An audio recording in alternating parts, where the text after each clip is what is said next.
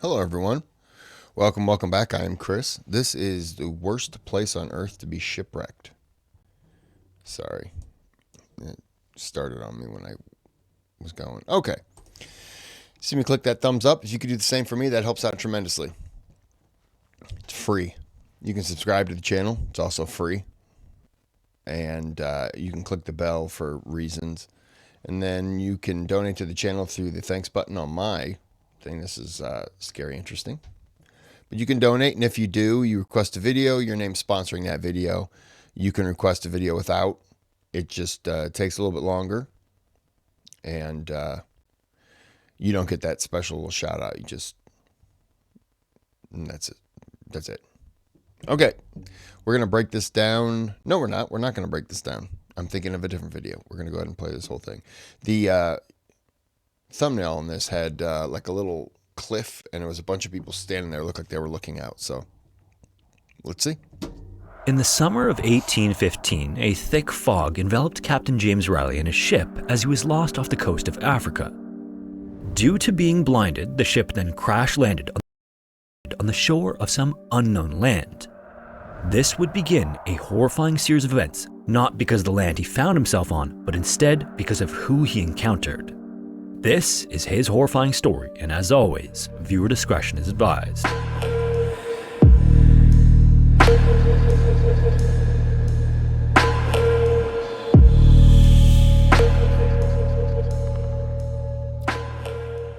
Captain James Riley was born on October 27, 1777 in Middletown, Connecticut, into a large family, and from very early he knew he was destined for a life at sea.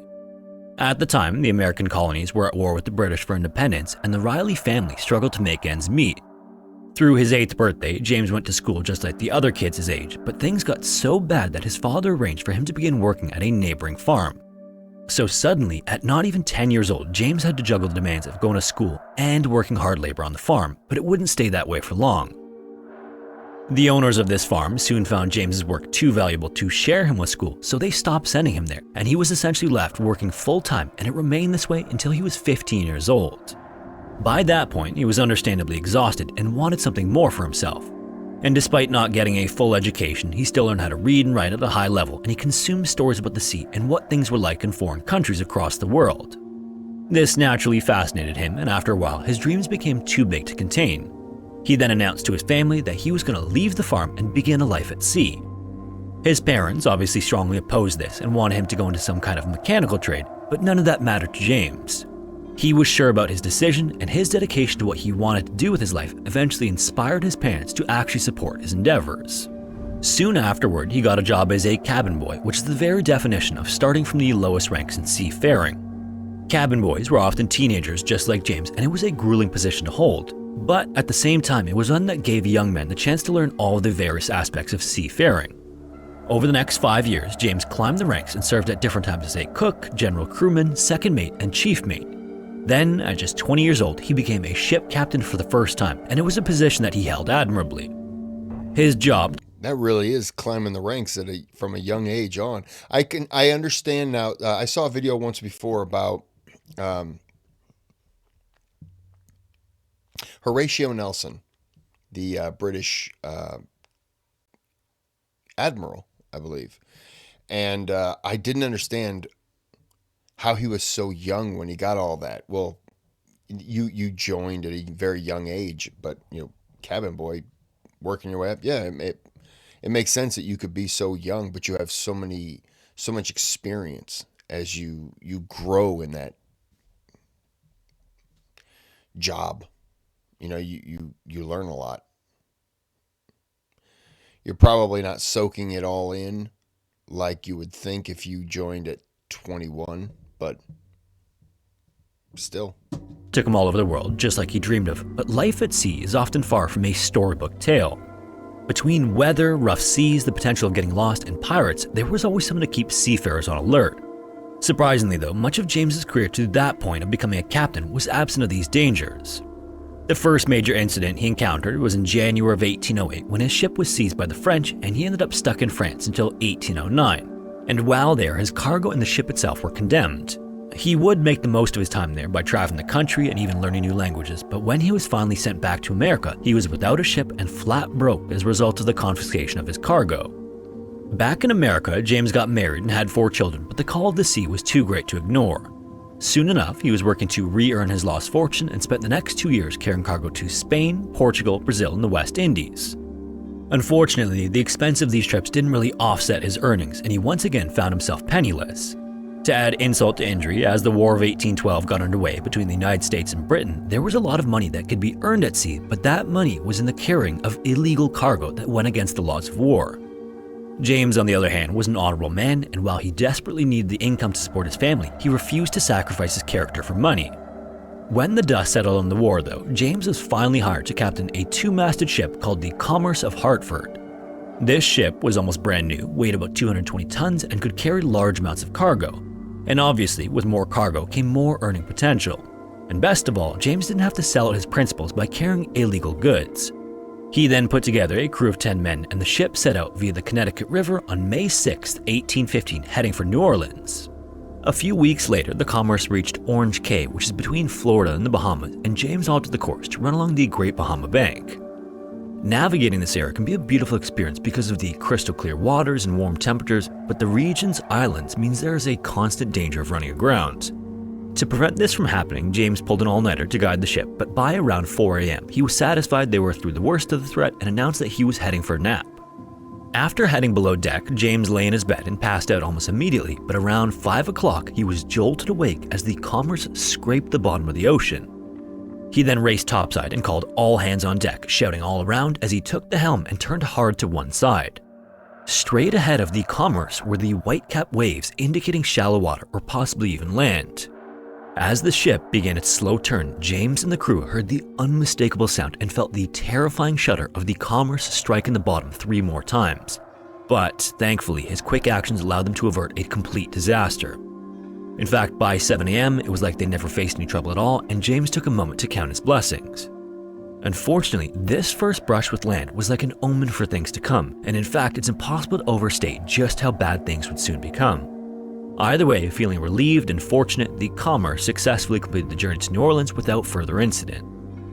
They then stayed there just long enough to unload their cargo and take on a new load, and on June 24th, the ship returned to the sea, setting a course for Gibraltar, which is located near the southern tip of Spain.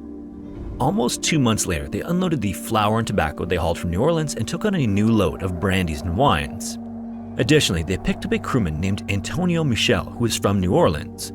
Antonio had just been rescued from being shipwrecked on the Spanish island of Tenerife, and James eagerly agreed to bring him back to America. Finally, on August 23rd, the Commerce left Gibraltar and headed toward the Canary Islands, where its course called for the ship to pass between the islands of Tenerife and La Palma. The pristine conditions they enjoyed to that point, however, had disappeared and were replaced by thick fog that almost blocked out the sun. In fact, from the wheel, James could barely see the front of the ship, let alone anything in the sea in front of him. Now, this was a route James had sailed many times before, and even in foggy conditions, he was able to at least use the shorelines of the Canaries to help guide him.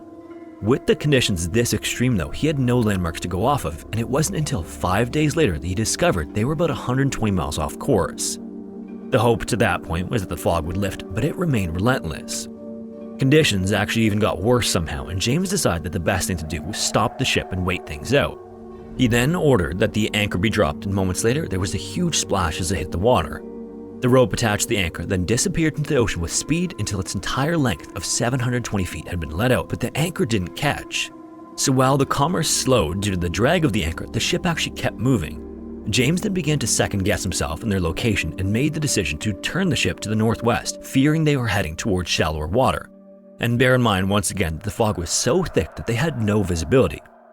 Then, when the crewmen were in position to make the turn, James suddenly heard the roar of waves on one side of the ship. Unfortunately, despite their best efforts, the anchor still wouldn't hold, and the strong current pulled the Commerce into the waves, and the ship eventually smashed hard onto land. In an instant, James knew they were in big trouble and immediately ordered the men to begin gathering supplies. Several of them then started dumping wine out of the bottles in the cargo hold and filling them with drinking water. As they did, waves battered the ship, and the rest of the crewmen worked to get a longboat prepared to take them to shore. Despite all the chaos, the men worked efficiently, securing 5 to 6 barrels each of water and wine, 3 barrels of bread, and 4 barrels of salted meat. As the last of the provisions were placed into the longboat, James ordered the men to start tossing anything overboard that would float, like trunks, chests, and other supplies that waves would push ashore. With that completed, they piled into the longboat and pushed off, only to be immediately pummeled by the waves. So when they finally made it onto the beach, many of them collapsed from exhaustion and began vomiting the seawater they'd inadvertently consumed. When they said made it to the beach, I thought this was a wave. I was thinking they're on some sort of land, but there's a giant wave coming, and there's a wave here that just, it's a nice painting though, but yeah, I thought they're on a beach, but there's a giant wave coming. I'm stupid. Once the men had gathered themselves and recovered a bit, they began to haul all the provisions out of the longboat and away from the crashing waves. As the crew handled that, James lost himself in thought. He could hardly believe their predicament and the frequent misfortune they had encountered on this voyage. In fact, just prior to this incident, they actually had another brush with a rogue wave near Gibraltar as well. Never before in his career had he experienced so many close calls and hardships, and now he had no idea where they were, which meant he had no way of telling if they were in hostile territory. Then, just as he hoped they wouldn't run into any other humans, an older man with a dark complexion appeared on the shore. Scattered along the beach were trunks and chests, some of which had been blasted open by the pounding waves, leaving the crew's clothing strewn across the sand. The man, who was dressed in a cloth, then started gathering up the shirts and pants belonging to the crew. Upon seeing this, James knew he had to proceed with caution, so he slowly started to walk in the direction of the man. As he drew closer, he noticed the man stood about 5'8" with bushy, unkempt hair, a matching beard, and reddened eyes, and he looked to be of Arab descent. As he walked, James did everything he could to signal to the man that he was approaching in peace and friendship, but the man was hesitant. A moment later, the man was joined by two women James took to be his wives, with several children in tow. The man then turned his attention away from James and returned to gather the crew's belongings, and his family joined in. As they took each item, they carefully laid it out to dry on the beach. Also believing that there had to be more of them nearby, James decided not to protest and let them have the clothing. When he returned to the crewmen, his top priority was checking the ship to see if it could be repaired. The longboat also sustained damage that would need to be addressed, but in order to do that, they'd need supplies from the Commerce, which was still afloat in the water. He then sent several of the crewmen to swim to the ship to secure any supplies that could be used to repair the longboat, and they eventually returned with long nails that James began using to fix cracks and holes that had formed. As some of the crew evaluated the Commerce and others helped James fix the longboat, the people returned and stole the sail the crew had used to build a tent. James then picked several of his crewmen to guard the provisions while he hurried to fix the longboat, knowing that they had to get away from the people they encountered as quickly as they could. By this point as well, the people had shown they were in possession of hatchets and knives, but James knew they couldn't give in and let them take their provisions either, or it would mean certain death for the 12 stranded men. As hostile as they seemed, however, one of the children approached the Commerce crew's campsite with a burning stick and gave them fire, which the crewmen used to cook a large meal that night. Shortly before the sun went down, the people appeared to signal that they were retiring for the night. Despite this, the crewmen would sleep in shifts anyway because what supplies they had left they needed to guard closely. As things quieted down, James couldn't help but feel guilty about their situation. He had never experienced a shipwreck before, and he felt responsible for putting the others in this horrible situation. But even with these thoughts weighing heavily on his mind, exhaustion eventually took over and he drifted off to sleep. The next morning, the men awoke to find the old man back on the beach. This time, he had a long iron spear and he began threatening as if he was going to throw it at the Commerce crew. Even worse, James then looked towards some nearby cliffs and saw a caravan of camels heading down to the beach, and he instantly knew what was happening. The people were going to capture them and take them away. He then turned and ran toward the beach where the longboat was and grabbed a long pole before hurrying back to the men. The old man then charged the campsite and James stepped forward with the pole, preparing to fight them off while he shouted to the others to get the longboat and take it back to the Commerce. Almost as if in a sword fight, James and the men clashed while the crew worked to get the boat in the water, but in its state of disrepair, the water filled it almost immediately. The crew then flipped it over and boarded the upturned hull, and upon seeing this, James bolted toward the water to join them. It was a precarious raft, but all 12 of them were able to fit on the hull and return to the wreck. When they arrived there, they watched helplessly as the people completely ransacked their camp and ran off with their provisions. This left James with three choices. They could either remain on the Commerce and wait for the waves to completely destroy the ship, they could return to land and fight the people in their outnumbered state, or they could board the broken longboat and take their chances out at sea. James saw the third as their only real option, but they had lost their oars.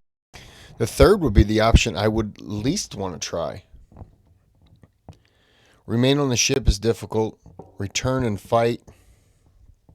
You don't know where you are. You don't know how many you're facing.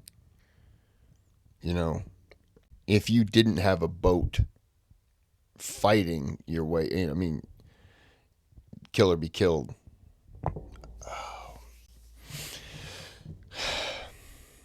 Board the longboat to me is just a death sentence, especially if you don't have an oar. You're basically taking you wherever the current takes you. You're going wherever the current takes you. And that could be out to sea or the ocean, sorry. And you're dead.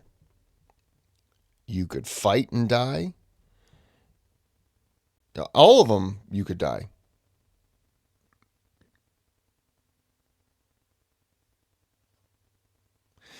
I changed my mind.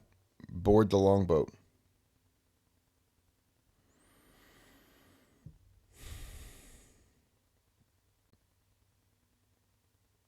Yeah, I'm going to board the... Yeah. And the longboat was hardly seaworthy. Essentially, they were still relatively choiceless in the matter. As the crewmen struggled to launch the disabled boat, the people gathered on the shoreline and began beckoning the crew back to the beach, doing their best to communicate that they were going to be peaceful. And they specifically seemed to call to James as if they understood he was the leader of the crew. Seeing this opportunity to turn the people into allies as a possible fourth and best option, James told the others to remain on the wreck while he went ashore. As he did, the old man they first encountered began to wade into the water toward the wreck, making it clear that he wanted to board the Commerce. Fighting against this would have almost certainly ended any chance of making peace with the people, so James let the man pass as he waded toward shore. As soon as he reached land, James was met by two of the younger men who helped him out of the water by grabbing each of his arms.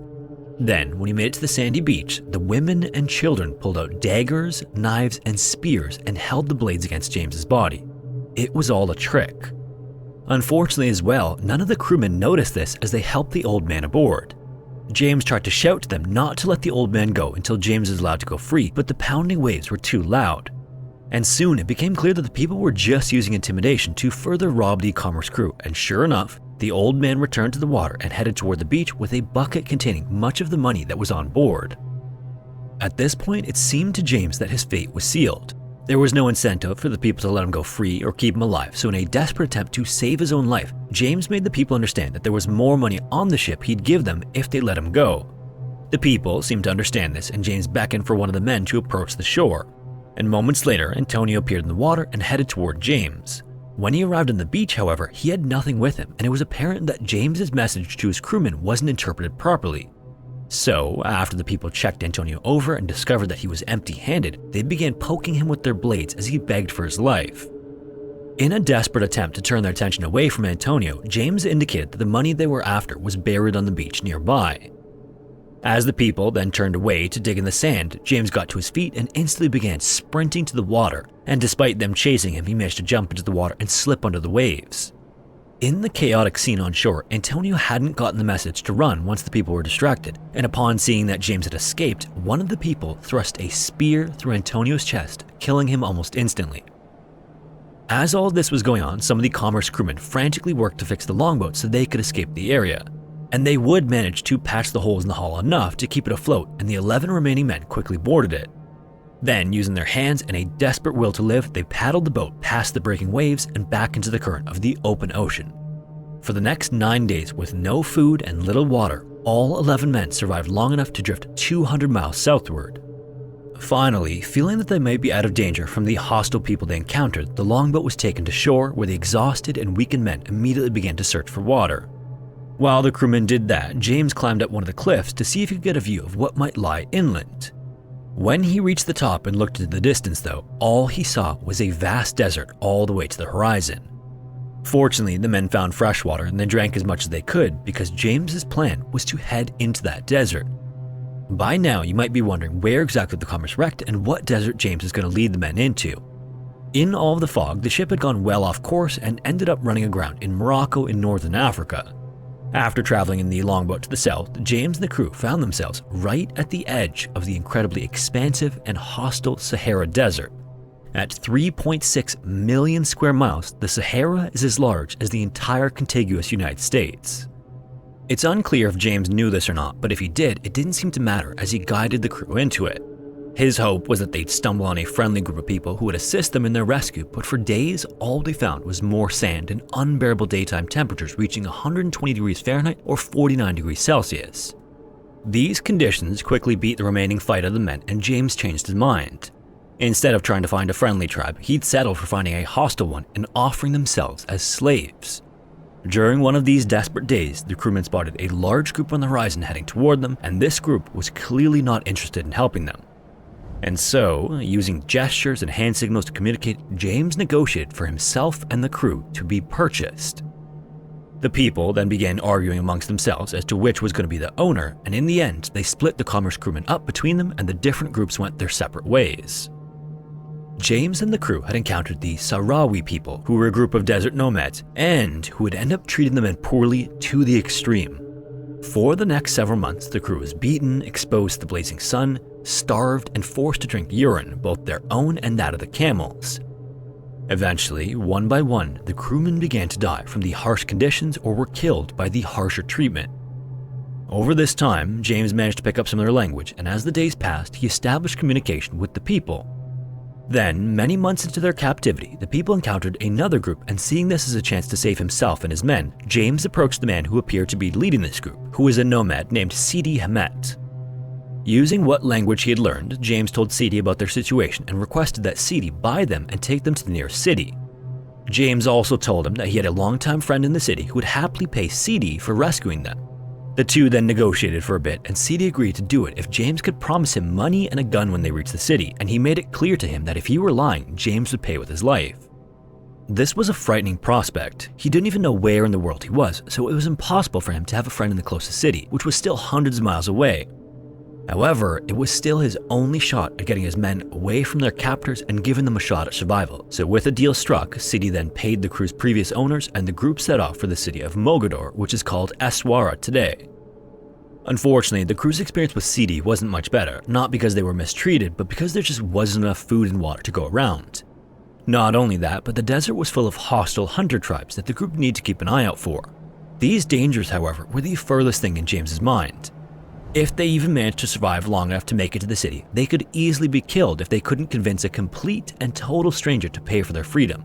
So, for much of the rest of the journey, he thought of a plan. Now, when he convinced Sidi to pay to take them from the Sahrawi, James was taken aback by the pity he was able to instill in him despite the language barrier. So, one night during their travels, James sat down with some paper and a pencil and began to write out the commerce crew's story. Every word of it needed to appeal to the compassionate side of the reader, and he even struggled to keep himself calm as he wrote, knowing that his life and the lives of his men depended on this letter. When he was finally satisfied with what he wrote, he folded the paper up and tucked it into his jacket. Sometime later, and somehow despite all the hardships and suffering, the remaining crew and their nomadic owners made it to the outskirts of the city where they stopped to camp. Sidi was then going to head into town on his own to seek out James's friend, and before he left, James handed Sidi the letter and asked him to seek out the British consul. With that, Sidi turned and made his way into the city with the note, and James watched him disappear over the horizon, knowing that if he returned by himself, it would be the end of all of them. In Mogador, Sidi asked for the consul, and as luck would have it, he bumped into the assistant of a British merchant who was about as close to the consul as the city had.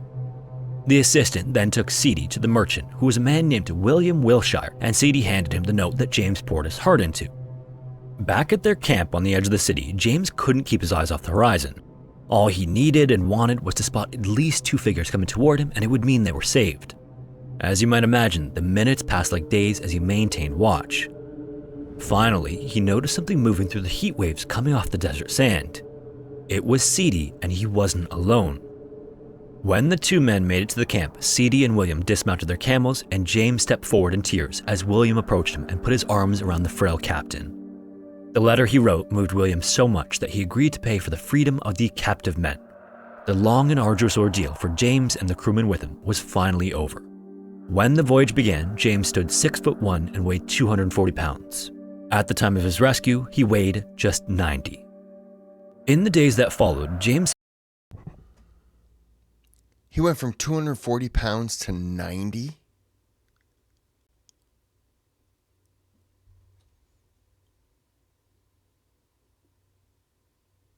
Oh my gosh. Oh my gosh.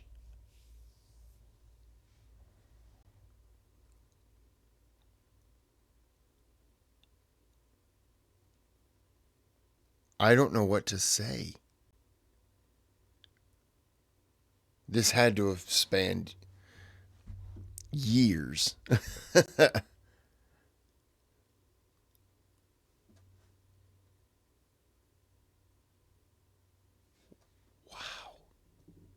Sent the crewmen that were with him back to America while Seedy and his group returned to the desert to retrieve the rest of the Commerce men. Horrifyingly, just 2 of the missing crewmen were found and returned to America because, according to the word James received, Seedy and his brother were killed by marauders as they searched. When James finally went back to America, he did so with a brand new outlook. Sorry, I didn't quite. At the time of his rescue, he weighed just 90.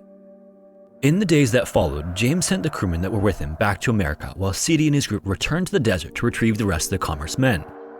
Horrifyingly, just 2 of the missing crewmen were found and returned to America because, according to the word James received, Seedy and his brother were killed by marauders as they searched.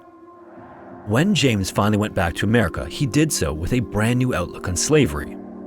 The American Civil War was still 40 years in the future, and slavery was still commonplace across the country, so James viewed his experience in the Sahara as a calling for a new life as an abolitionist. He then wrote a book about his ordeal as a slave that was published in 1817 entitled Sufferings in Africa.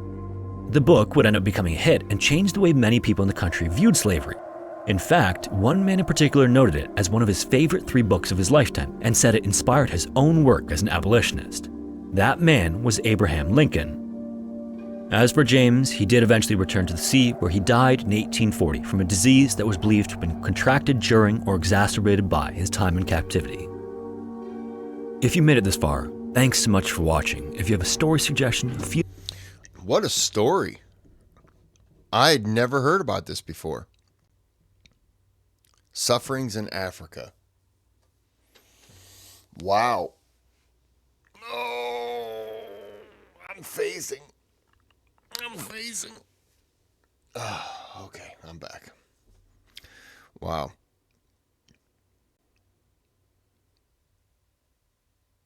I'm still on the 240 to 90. Wow. Sufferings in Africa. I'll have to check that out. It's crazy. Well, I hope you enjoyed this. I'm sorry. So what lost me was the guys going back. Only 2 members were left. The rest were killed. That's when I said, hold on, I got to go back to right after the weight issue. And I guess I didn't catch how many men were killed. Just marauding members, just killing. That's just, the whole story's crazy. Ow. Okay, well, I'm going to end this here. Hope you enjoyed. Until next time, have a good day. Have a good night.